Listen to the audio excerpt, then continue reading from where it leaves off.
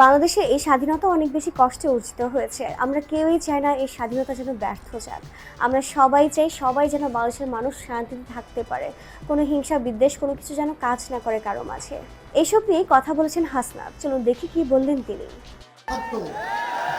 নেপালে 81% হিন্দু হওয়া সত্ত্বেও ভারতের সাথে কোনো ধরনের সুসম্পর্ক নেই। সুতরাং বাংলাদেশের প্রতি ভারত বছরের পর বছর যুগের পর যুগ যে ধরনের নির্যাতন এবং শোষণ চালিয়ে আসছে, এই শোষণের বিরুদ্ধে আওয়ামী লীগ সবসময় কম্প্রোমাইজের মধ্য দিয়ে ক্ষমতায় থেকেছে। সেটির বিরুদ্ধে আমাদের এই তরুণ প্রজন্মের আমাদের গর্জন এবং আমাদের লড়াই অব্যাহত থাকবে।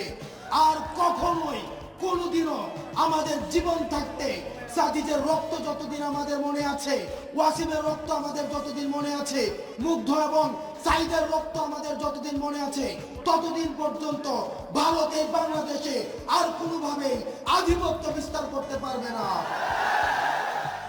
ভারতের সাথে চোখে চোখ রেখে আমাদের কথা হবে, সম্পর্ক হবে ন্যায্যতার ভিত্তিতে।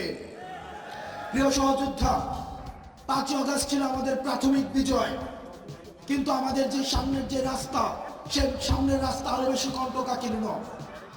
আমাদের এই কণ্টকাকীর্ণ রাস্তাকে অতিক্রম করার জন্য আমাদের ঐক্যবদ্ধ থাকতে হবে।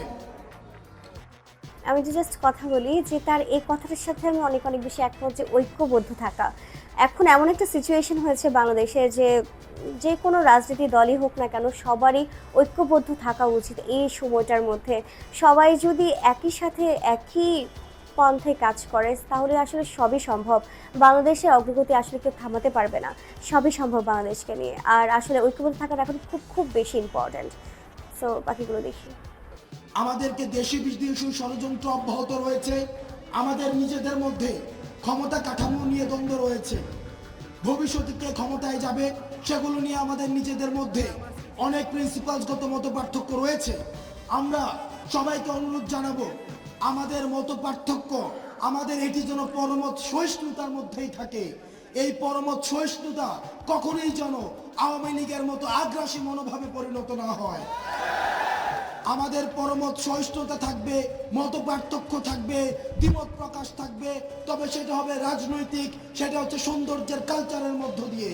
সেটা যেন আর কখনোই আওয়ামী লীগের মতো দমন পীড়ন গুম খুন হত্যার রাজনীতির মধ্য দিয়ে আর কখনোই কনভার্ট না হয়। এবং সেটির যেই দায়ভার, এই দায়ভার এই মঞ্চে যারা রয়েছে তাদের এবং আমাদের সামনে যারা রয়েছে আপনাদের। আমাদের ঐক্যর ডাক, আমাদের যে আহ্বান, আমাদের যে লড়াই, আমাদের যে সংগ্রাম, এই সংগ্রাম অব্যাহত থাকবে।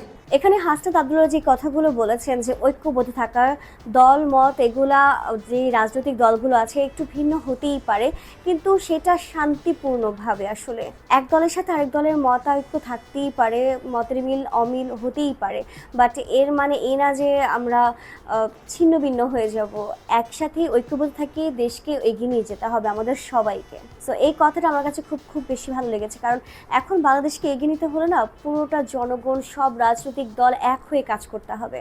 যদি একজনের উপর আমরা সব কিছু ছেড়ে দিই এটা আসলে সম্ভব না, কারণ একজনের পক্ষে সব কিছু মেনটেন করা আসলেই পসিবল না। কিন্তু সবাই মিলে যদি আমরা একসাথে কাজ করি তাহলে এটা আসলেই পসিবল। বলে না 10 মিলে করি কাজ, হারিয়ে যেতে নাহি লাজ। এটা আসলে সত্যি একটা কথা। আমরা যদি সবাই মিলে ঐক্যবদ্ধ থেকে এই কাজগুলো করি যার যার অবস্থান থেকে, তাহলে বাংলাদেশ আসলে অন্য চূড়ায় পৌঁছে যাবে। তো ডিয়ার ভিউয়ার্স, হাসনাত আব্দুল্লাহর কথার সাথে আপনি কতটা একমত অবশ্যই তা কমেন্টস করে জানাবেন। আর ভিডিওটি শেয়ার করতে একদমই ভুলবেন না। আমি স্মৃতি বিদায় নিচ্ছি, এখন দেখা হবে নেক্সট কোনো ভিডিওতে।